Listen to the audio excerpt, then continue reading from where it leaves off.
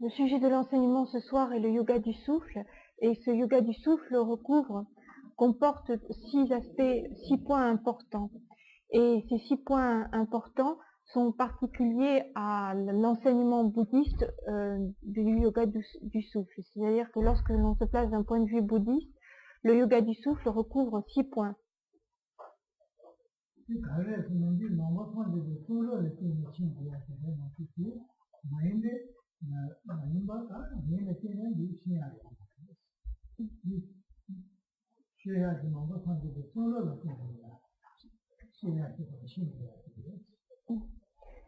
Cet enseignement repose sur les textes bouddhiques, et donc repose sur des textes fondamentaux du bouddhisme, et n'est pas un enseignement qui serait donné comme ça sans aucun fondement. Il repose sur des textes. Et c'est dans les textes qu'il est indiqué qu'il faut connaître ce yoga du souffle.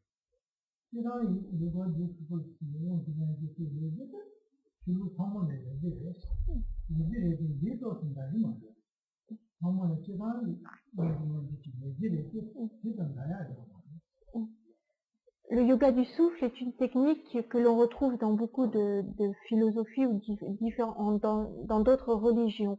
Mais ce yoga du souffle tel qu'il est enseigné dans d'autres religions ou dans d'autres doctrines est différent de celui qui est enseigné à l'intérieur de l'enseignement du Bouddha.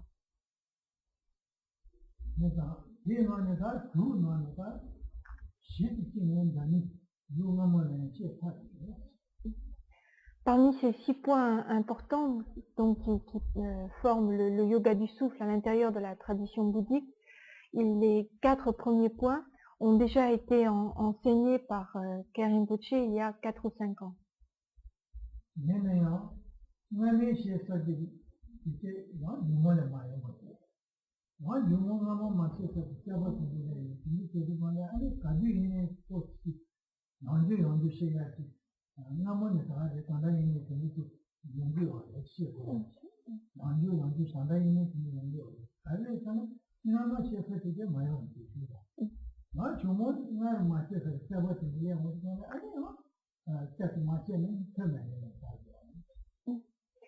Bien que ces enseignements aient déjà été exposés par Karen Rinpoche il y a donc quelques années, il est bon de les redonner à nouveau aujourd'hui, et ceci pour plusieurs raisons, notamment parce qu'il y a plusieurs années, il y a des personnes qui étaient effectivement présentes à ces enseignements, mais qui ne sont plus présents aujourd'hui.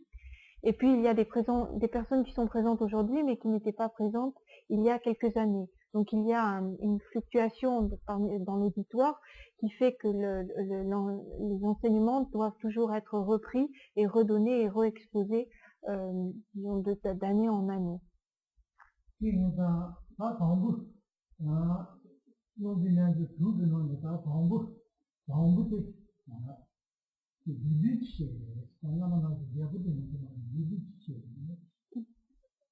Donc, en ce qui concerne le premier point, Karen Rinpoche va donc exposer ce premier point, mais de façon beaucoup moins développée qu'il l'avait fait il y a quelques années. Il va donc le donner de façon beaucoup plus condensée.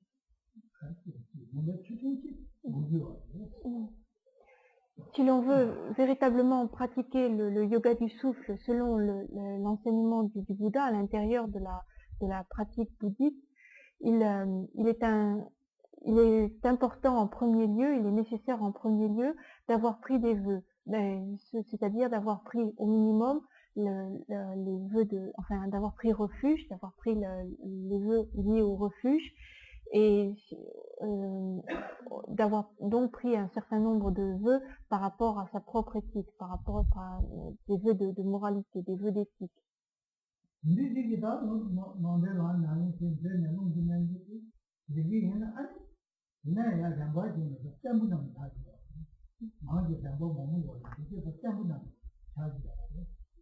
Si l'on agit ainsi, si l'on pratique de cette façon, en ayant pour base donc cette prise de refuge, enfin ces vœux par rapport à l'éthique qui sont déjà pris, eh bien les différents degrés de ce yoga du souffle et les différentes étapes s'établiront de façon ferme et stable, et l'on arrivera ainsi à progresser de façon stable et ferme jusqu'à disons au fruit du yoga du souffle.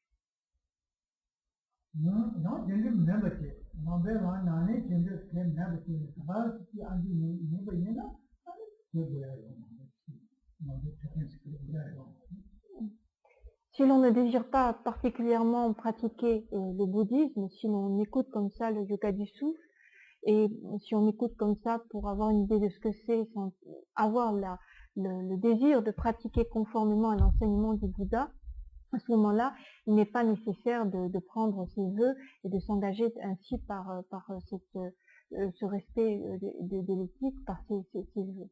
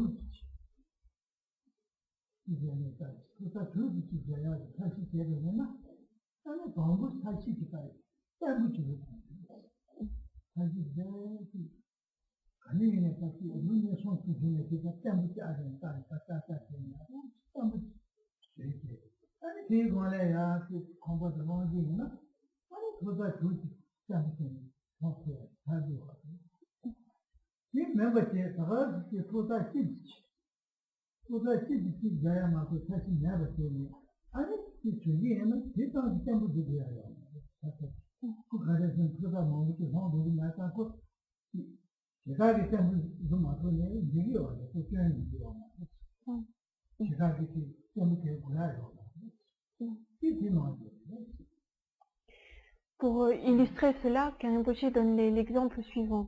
Si l'on a le désir d'édifier, de construire un immeuble de 6 étages, eh bien il va falloir au départ faire des fondations extrêmement solides et extrêmement rigides qui permettront de soutenir l'ensemble de ces 6 étages. Et on passera beaucoup de temps, peut-être 1 an ou 2 ans, le temps de faire des fondations bien fermes, de couler tout le ciment pour que tout soit bien solide pour porter ces 6 étages. Et si on ne fait pas, si on ne passe pas ce temps à avoir des fondations bien solides, eh bien l'immeuble ne tiendra pas le coup. Par contre, si on a seulement dans l'idée d'édifier une petite baraque de même pas 1 étage, eh bien on n'a pas besoin de passer longtemps à faire des fondations extrêmement solides. Il suffit uniquement d'avoir quelque chose qui puisse supporter des murs à un toit, et même si les fondations ne sont pas très solides, ne sont pas très fermes, eh bien ça n'aura pas beaucoup de conséquences sur la fragilité de l'édifice, puisque c'est un édifice extrêmement petit, qui n'est pas très lourd et qui n'est pas très important. Donc on ne passera pas beaucoup de temps sur les fondations, et cela n'aura pas de conséquences pour la construction que l'on est en train de faire.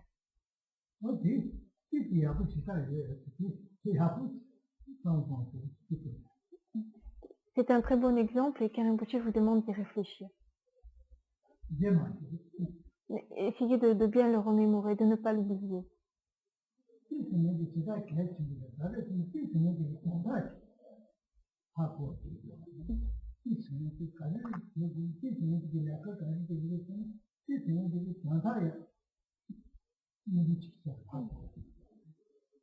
Les exemples ont un rôle très important dans la compréhension des enseignements. Ils ont ce rôle de mettre en valeur, de bien clarifier le sens disons, l'essence de l'enseignement qui est donné, de bien mettre en valeur l'idée principale de l'enseignement. Et donc, ils ont un rôle très important, les exemples en général.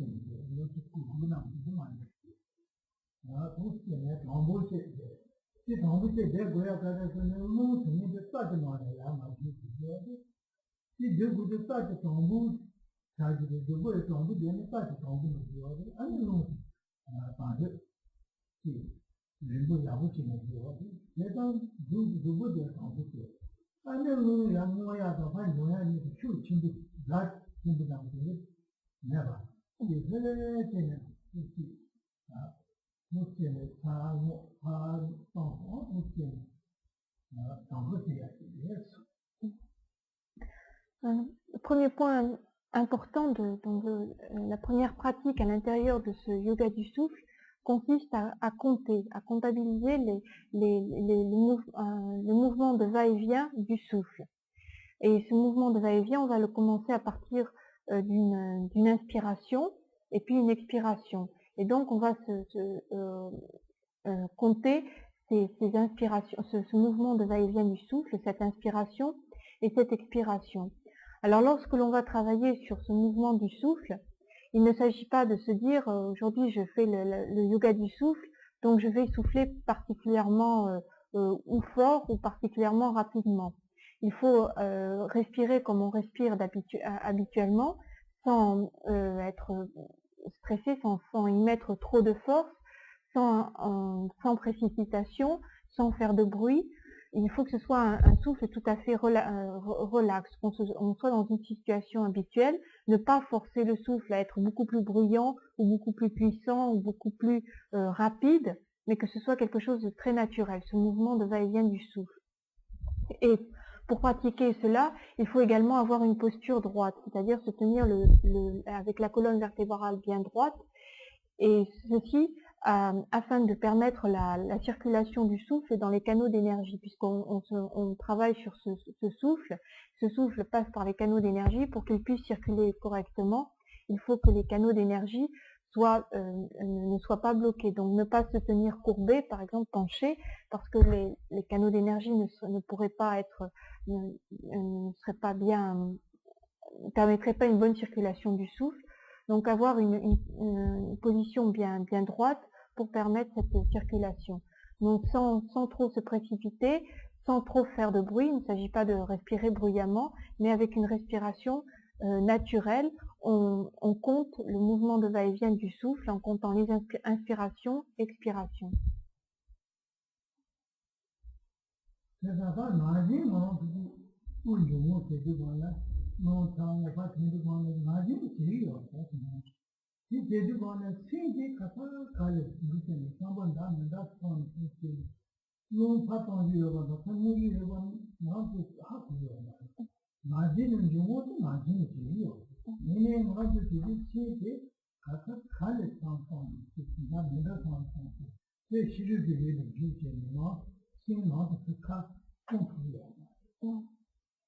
Il est bien évident que ce mouvement de va-et-vient du souffle, on l'accomplit de façon quotidienne et à tout moment. On est toujours en train d'inspirer et d'expirer. Seulement, même si c'est quelque chose que l'on fait de façon extrêmement courante, évidemment, on n'en est pas toujours conscient. En général, on inspire et on expire, mais notre esprit est ailleurs. On est dispersé dans beaucoup d'autres sujets, dans beaucoup d'autres objets. on pense à autre chose et on n'est pas du tout conscient du fait que l'on est en train d'inspirer et en train d'expirer.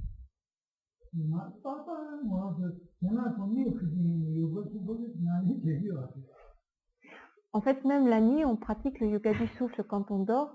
Ce yoga du souffle, il est toujours, on est toujours en train de pratiquer puisqu'on est toujours en train de respirer.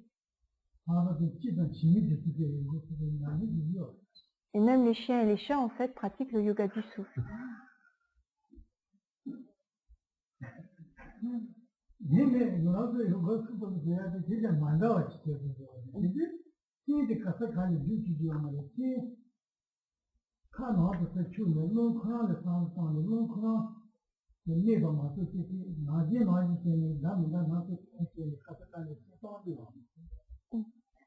En fait, quand on dit tous pratiquent le yoga du souffle, non, c'est-à-dire que tous respirent en fait. Mais pratiquer le yoga du souffle, cela ne veut pas dire se contenter de respirer, cela veut dire être conscient de sa respiration, c'est-à-dire compter, avoir l'esprit concentré sur ce mouvement de va-et-vient du souffle. Et donc ne pas avoir l'esprit dispersé sur autre chose et être bien concentré sur ce mouvement de va-et-vient. C'est là ce que l'on appelle le yoga du souffle.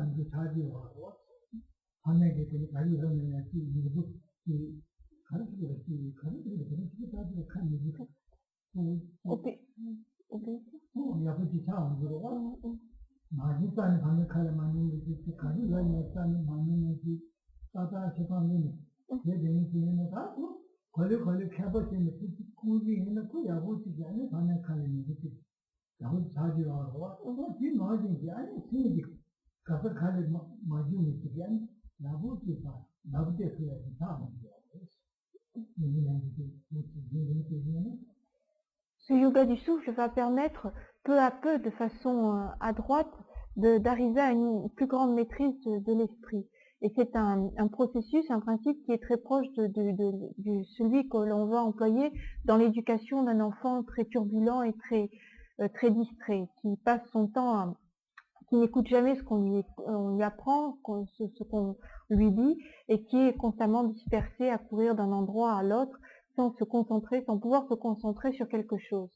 Et en peu à peu, en arrivant à le concentrer sur une chose, et puis sur quelque chose de plus large, on arrivera à la fin à lui faire, disons, apprendre quelque chose, à pouvoir l'instruire véritablement. C'est-à-dire qu'on aura une plus grande maîtrise sur lui, on arrivera à le diriger vers une meilleure instruction.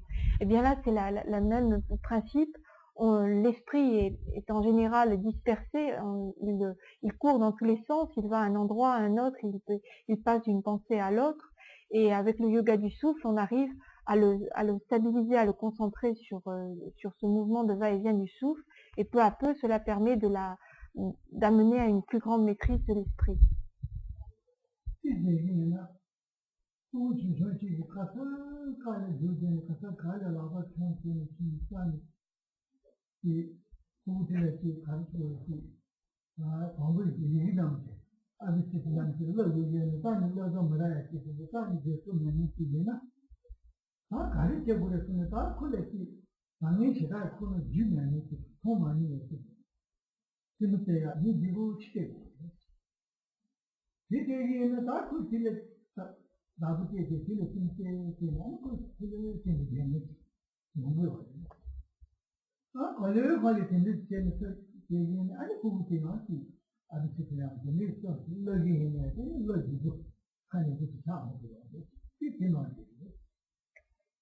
Si l'on a en face de soi un enfant qui est extrêmement turbulent et qui a beaucoup de mal à rester en place 5 minutes au même endroit, à rester à faire quelque chose pendant plus de quelques minutes, qui change constamment d'activité, eh bien, on aura du mal à lui apprendre, par exemple, l'alphabet. Déjà, les premiers rudiments de l'instruction, on aura du mal à lui apprendre parce qu'il ne peut pas rester pendant plus de quelques minutes à la même place, à faire la même chose. Et donc, pour arriver à l'amener peu à peu à l'apprentissage de cet alphabet, il faut utiliser comme des ruses, enfin des méthodes plus habiles, et commencer par lui montrer, par exemple, un jouet qu'il n'a jamais vu, quelque chose qui va l'attirer et qui va le maintenir, enfin qui va le laisser concentrer pendant un certain laps de temps, et essayer ainsi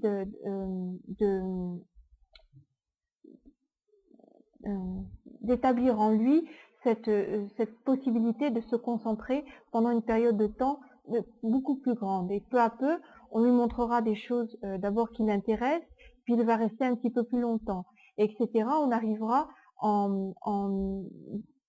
en développant la curiosité en lui, à le faire rester en place pendant plus longtemps, à le faire se concentrer en place sur un même objet pendant plus longtemps, et peu à peu, ainsi, on pourra le guider vers une instruction, vers l'apprentissage de l'alphabet.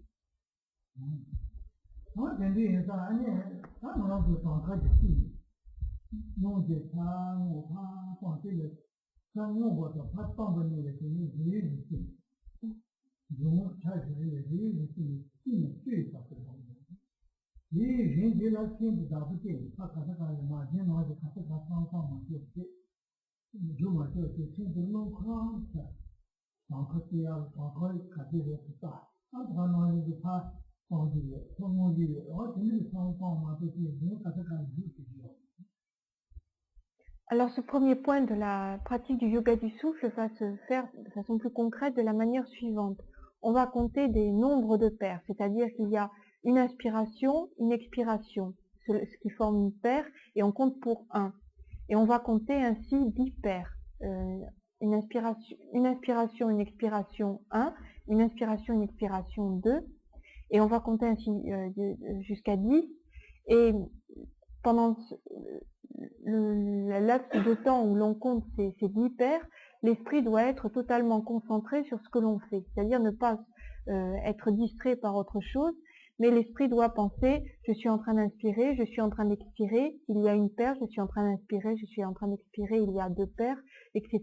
Donc être bien concentré, focalisé sur ce que l'on est en train de faire. Non.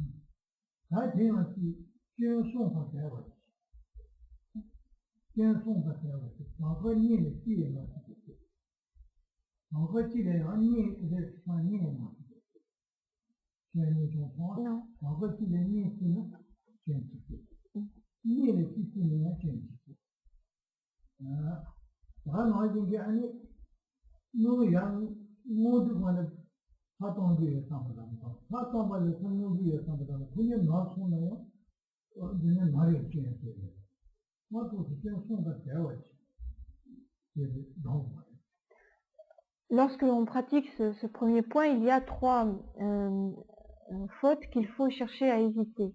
Alors ces 3 fautes, c'est compter 2 pour 1, c'est-à-dire alors que l'on a fait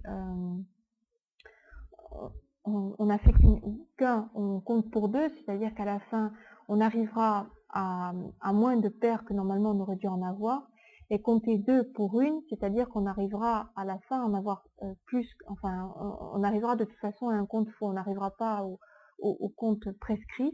Et la 3e faute, c'est de compter une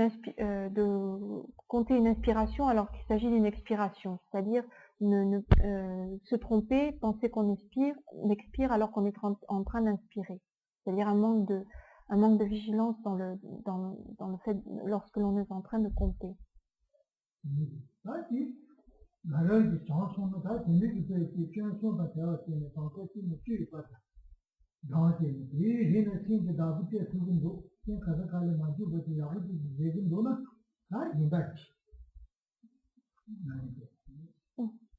C'est donc là le premier point et en même temps la première étape du yoga du souffle, c'est-à-dire qu'on va le pratiquer jusqu'à ce que l'on arrive à faire ce premier point du yoga du souffle en évitant totalement ces 3 types d'erreurs et en comptabilisant bien ces 10 paires de façon correcte, et en ayant un point le plus important, l'esprit toujours concentrer, focaliser sur ce mouvement de va-et-vient et sur le comptage, enfin sur le fait de compter ce mouvement de va-et-vient du souffle. Et lorsque l'on arrive à une bonne maîtrise de ce premier point, de cette première étape du yoga du souffle, alors on peut passer au deuxième point, enfin au point suivant.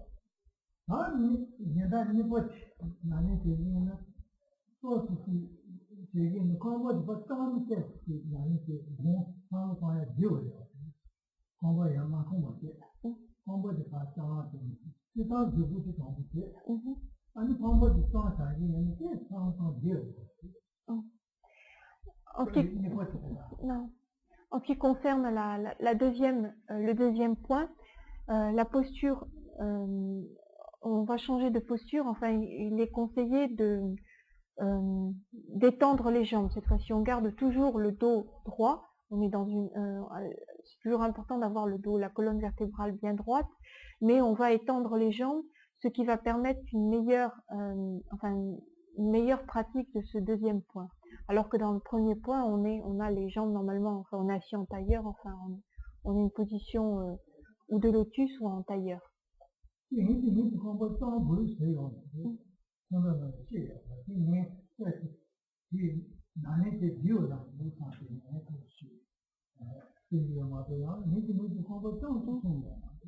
Alors, il n'est pas dit de façon explicite qu'il faut absolument étendre les jambes. C'est juste un conseil que Karim Boucher dit par rapport à la pratique. Étendre les jambes, étendre les jambes devant soi facilite les visualisations, enfin la pratique de ce deuxième point.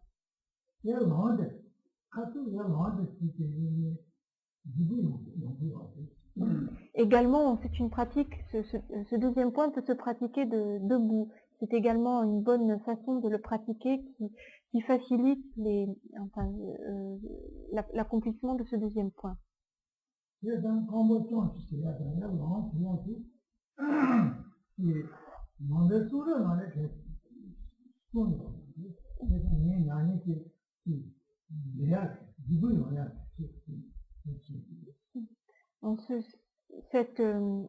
Ces conseils donc d'étendre les jambes ou de pratiquer ce deuxième point en étant en posture debout, en étant debout, cela n'est pas indiqué de façon explicite dans les textes.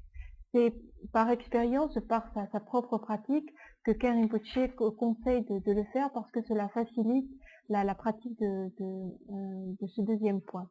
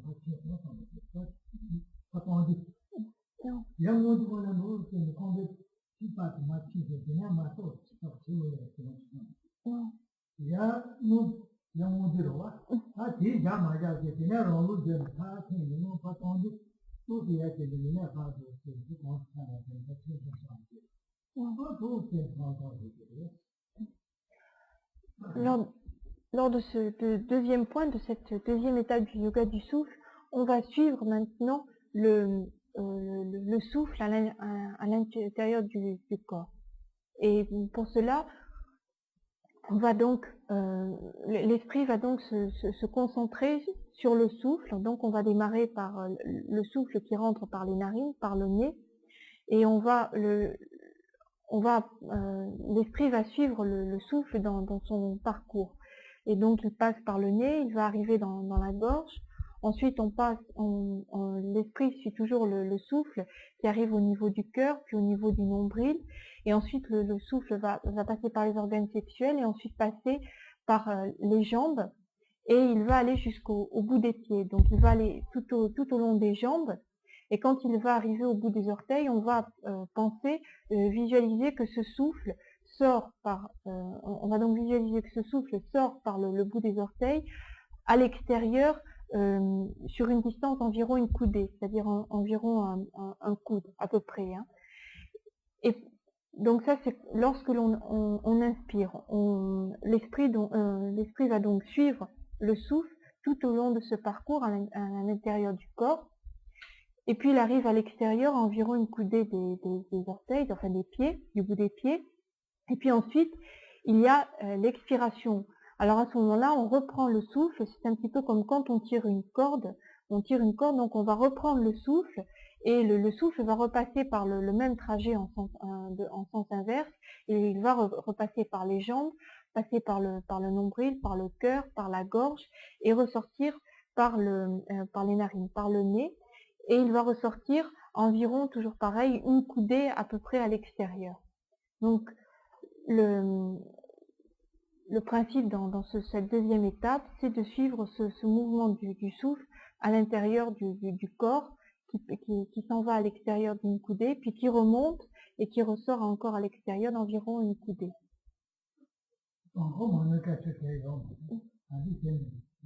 Là, il ne s'agit pas de compter, d'accomplir cela un nombre bien fixe de fois. On peut le faire autant de fois que l'on le désire. Ce n'est pas comme dans le premier point où c'est 10 de façon bien précise.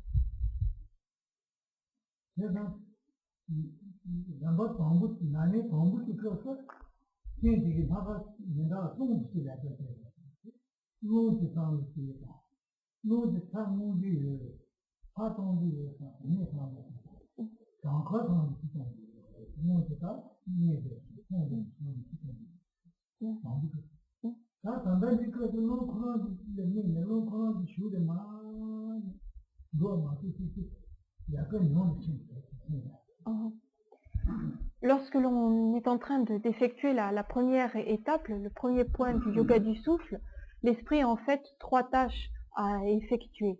Il doit être conscient du fait que l'on est en train d'inspirer, du fait que l'on est en train d'expirer, et en même temps il doit compter. Donc il a savoir que on inspire, on expire, et en même temps comptabiliser tout cela. Donc il doit être concentré sur ces 3 points. Lors de la deuxième étape, donc du deuxième point qu'on est en train de voir maintenant, les tâches qu'il doit effectuer sont beaucoup moins nombreuses, puisqu'il doit uniquement suivre en visualisation le parcours du souffle à l'intérieur du corps. Là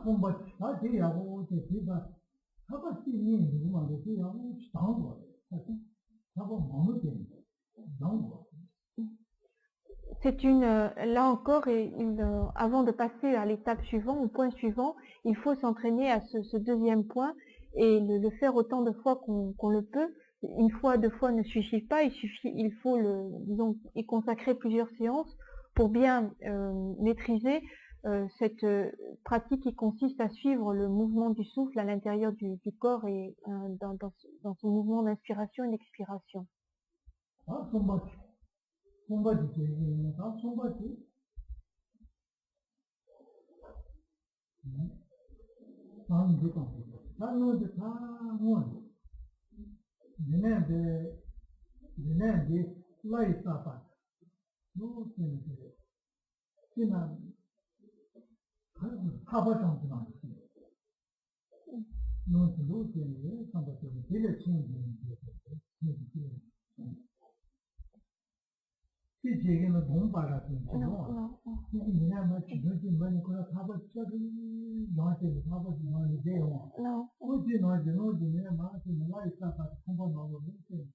N'est pas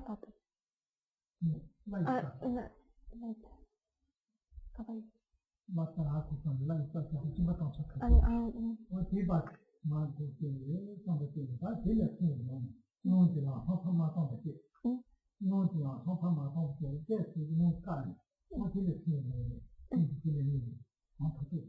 non. Une fois donc que on maîtrise bien, qu'on possède bien ce deuxième point, on va passer au troisième point, la troisième étape du yoga du souffle, qui s'appelle plutôt maintenir, hein, qu'on traduit en général par maintenir, maintien du souffle. Alors, il s'agit de penser que le souffle rentre par le nez, donc l'esprit pense à ce souffle qui rentre par le nez, et puis on va penser que le souffle, après être rentré par les narines, va glisser va passer dans le canal d'énergie centrale jusqu'au niveau des organes sexuels, donc il va faire toute la longueur du corps, enfin du buste, du corps, du tronc, et on va penser que ce souffle est droit comme une corde, c'est-à-dire que c'est quelque chose qu'on pourrait presque visualiser comme une corde et qui descend de façon bien droite.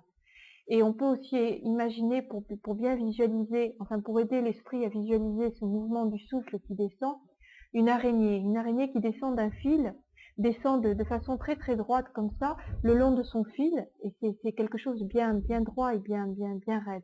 Donc pensez que c'est quelque chose qui descend comme ça de façon bien droite, qui est le long du canal d'énergie centrale, et on reste fixé sur ce souffle qui est à l'intérieur. On maintient le souffle tout le long de cette corde droite que l'on a qui fait toute la longueur du tronc.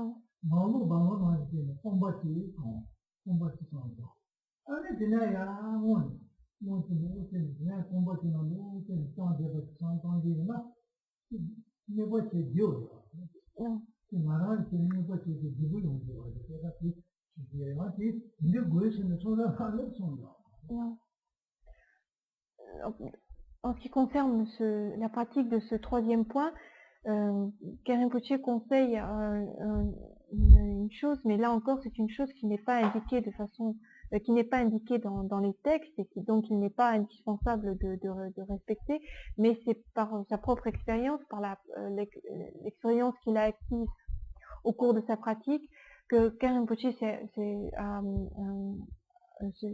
a vu qu'en visualisant le corps comme étant totalement vide, eh bien il était plus facile de visualiser ce souffle comme une corde bien droite, bien raide, qui se prolongeait tout le long du tronc. Alors il faut penser à une sorte c'est-à-dire ne pas penser aux intestins, aux poumons, à tous les organes qui se trouvent à l'intérieur du tronc, mais penser que c'est quelque chose de totalement vide. Mais l'apparence extérieure reste la même, c'est-à-dire qu'on garde notre apparence physique, la couleur de la peau, la chair, etc. Mais à l'intérieur, tout est vide. Un petit peu comme un ballon qui a une apparence extérieure, une couleur rouge, une couleur bleue, enfin qui a une apparence extérieure, mais à l'intérieur, tout est vide. Eh bien, il faut penser qu'on est une sorte de ballon, donc on a une apparence extérieure qui reste la même, mais à l'intérieur, tout est vide, et cela facilite cette concentration, enfin cette visualisation du souffle le long et le fait de maintenir ce souffle à l'intérieur tout le long, disons, du canal d'énergie. 양 바로 나에게 파사에 주주신지 나오던데. 나한테 나가요. 나 처음으로 바로 나에게 수수 파사에 되는 진짜지. 나가면 Oui. Mais il faut savoir, on pense que l'on est un ballon, mais on ne pas penser que l'on se mettre à sauter dans tous les coins et à rebondir dans tous les coins en pensant qu'on est un ballon. Il faut savoir se limiter dans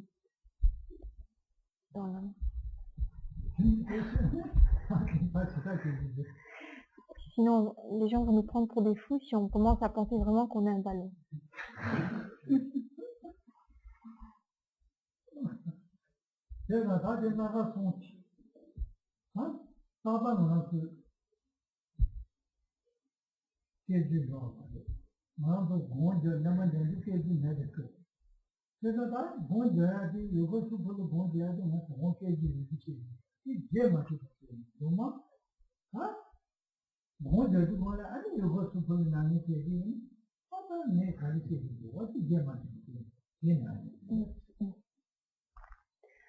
Alors, il y a pendant durant les enseignements, des enseignements où il y a enseignement et puis d'autres où il y a pratique et méditation. Et ce qui a été enseigné ce soir par Karim Boche, c'est donc le yoga du souffle, et c'est donc ce qui doit être mis en pratique lors des séances de méditation, de pratique du yoga. Et dans la mesure où il y a rarement un traducteur lors de ces séances, Karim Boche a donné les principes à respecter, la marche à suivre aujourd'hui, mais il demande qu'on n'oublie pas ces principes parce que ce sont des principes qu'il faut mettre en pratique, appliquer lors des séances de méditation. Et donc lorsqu'il y aura une séance de méditation et qu'on parlera du yoga du souffle, se remémorer ce qui a été dit ce soir et essayer de ne pas l'oublier.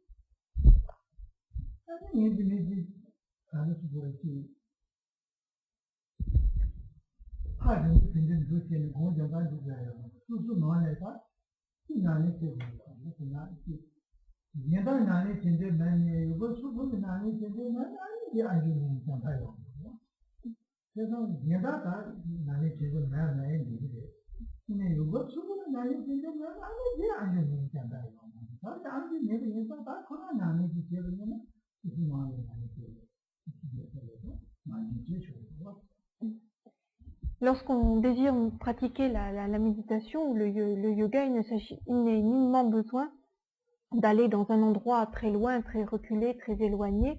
Et par exemple, ce yoga du souffle peut être pratiqué chez soi, tout simplement chez soi tous les jours. Et c'est quelque chose que l'on peut faire sans avoir besoin d'être dans un lieu particulier, on peut le faire chez soi. Et si on écoute un enseignement sur le yoga du souffle, c'est pour le mettre en pratique. Écouter un enseignement sur le yoga du souffle sans avoir le désir de le mettre en pratique, ça n'a pas tellement de sens. Et si on l'écoute, c'est pour le mettre en pratique. Et voilà.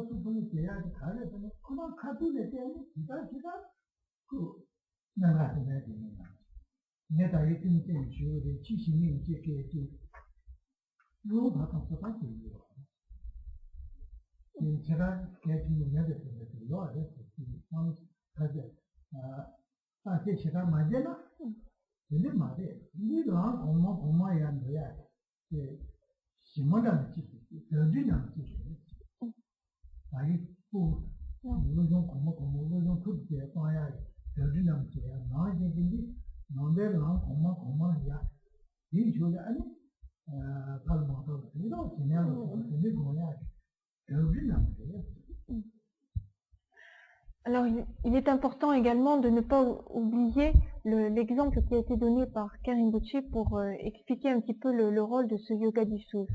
Il a dit, il a pris l'exemple de l'éducation d'un jeune enfant, d'un tout jeune enfant, et pour arriver à instruire un tout jeune enfant, la meilleure méthode, c'est de l'amener tout doucement et de façon habile en l'intéressant à quelque chose qui va devenir de plus en plus difficile. Mais on ne commencera pas par quelque chose d'extrêmement ardu et difficile.